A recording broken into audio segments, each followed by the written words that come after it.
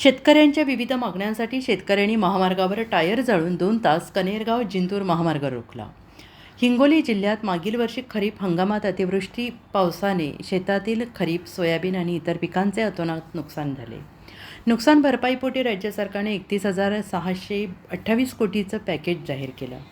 परंतु शेतकऱ्यांना नुकसान भरपाई कमी दिली गेली तर गेल्या वर्षीचा विमा अद्यापही शेतकऱ्यांना मिळाला नाही. अशा विविध मागण्यांसाठी शेतकरी रस्त्यावर उतरले होते. यासह हिंगोली जिल्ह्यामध्ये अनेक ठिकाणी अवैध गौण खनिज उत्खनन झाल्यानंतर सुद्धा जिल्हाधिकारी यांनी गौण खनिज नियमानुसार भरणा केला नसल्याचे तक्रार शेतकऱ्यांनी केली आणि यामध्ये अनेक कंपन्यांनी जिल्ह्यामध्ये अवैध उत्खनन केले. या उत्खननाला जिल्हा गौण खनिज अधिकारी आणि उपविभागीय अधिकारी तसेच जिल्हाधिकारी यांनी मोठ्या प्रमाणावर आर्थिक गैरव्यवहार केल्याची तक्रार शेतकऱ्यांनी केली. सेनगाव तालुक्यामध्ये आज जवळपास 6 महिन्यांपासून कुठलाही रोजगार हमीचं काम चालू नाही. शेतकऱ्यांना विहीर, गायगोठे आणि इतर रोजगार हमीची कामे कधी चालू केली नाहीत. तर दुसरीकडे हिंगोली जिल्ह्यामध्ये 70च्या वर बोगस जैविक पेस्टिसाईड कंपन्या कार्यरत असून त्यावर जिल्हा कृषी अधीक्षक कारवाई का करत नाही? जिल्ह्यात मोठ्या प्रमाणात अवैध उत्खनन केले गेले. अवैध उत्खनन करणाऱ्या कंपन्यांवर कारवाई का केली जात नाही? नाफेड केंद्रावर शेतकऱ्यांकडून 100 रुपये हमालीची लूट थांबवावी. अशा विविध मागण्यांसाठी क्रांतिकारी शेतकरी संघटनेचे कार्यकर्ते आणि शेतकऱ्यांनी दिनांक 24 रोजी मंगळवारी सकाळी 11 वाजता कनेरगाव जिंतूर महामार्ग हाताळा फाटा या ठिकाणी महामार्ग अडवून टायर जाळे आणि जिल्हा प्रशासनाचा निषेध व्यक्त केला.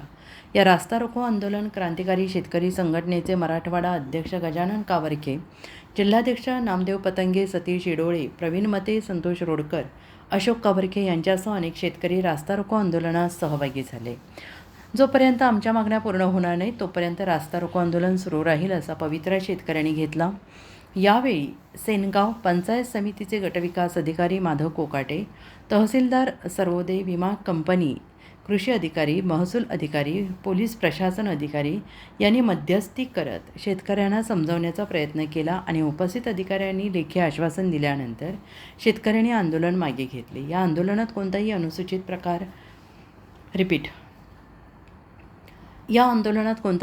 प्रकार घडू नये यासाठी गोरेगाव पोलीस ठाण्याचे सहाय्यक पोलीस निरीक्षक विनोद झळके, पोलीस जमादार राहुल वोटरे, DSP पोलीस कर्मचारी जाधव, बीट जमादार खोकले आदी विभागांचे अधिकारी उपस्थित होते. 2 तास रास्ता रोको आंदोलनामुळे वाहतूक ठप्प झाली. अजिंक्य महाराष्ट्र न्यूजसोबत सिकंदर पठाण, सेनगाव, हिंगोली.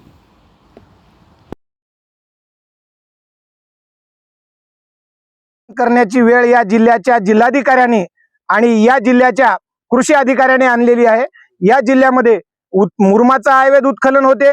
कंपनी एखाद्या विशिष्ट रस्त्याच्या नावाखाली लाखो करोडो रुपयाचं या ठिकाणी उत्खनन करते, परंतु सरकारचा भरणा करत नाही.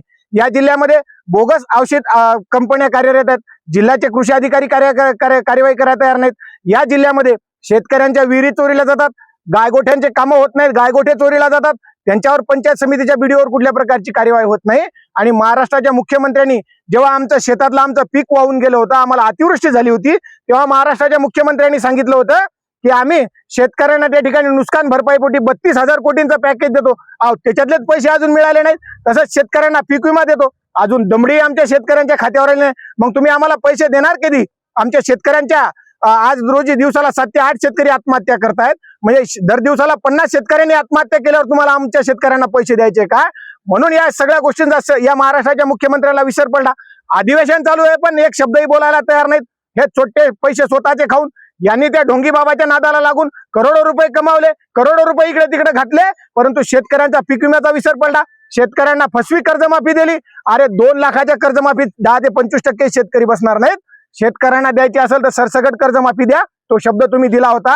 या अनेक मागण्या घेऊन आम्ही या ठिकाणी या जिल्ह्याच्या जिल्हाधिकाऱ्यामुळेच आम्हाला या ठिकाणी रस्त्यावर बसायचं काम पडलं. या ठिकाणी पोलीस मनमानी करत आहेत.